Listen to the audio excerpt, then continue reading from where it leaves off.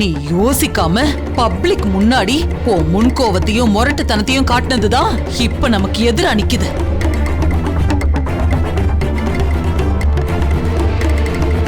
மத்ததெல்லாம் கூட விடு, இப்ப போய் ஊரறிய அத்தனை பேருக்கு முன்னாடி ஒருத்திக்கு அராஜகமா தாலி கட்டிருக்கியே, அதுதான்டா இப்ப என் அரசியல் வாழ்க்கையே மொத்தமா அழிஞ்சு போறதுக்கு அஸ்திவாரம் போட்டுட்டு வந்த மாதிரி ஆயிடுச்சு.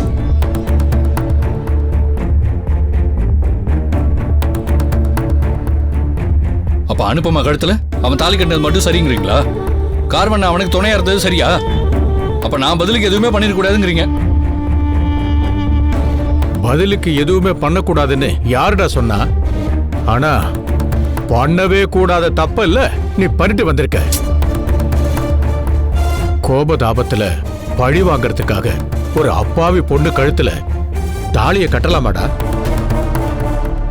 அது அவ வாழ்க்கை இல்லையா?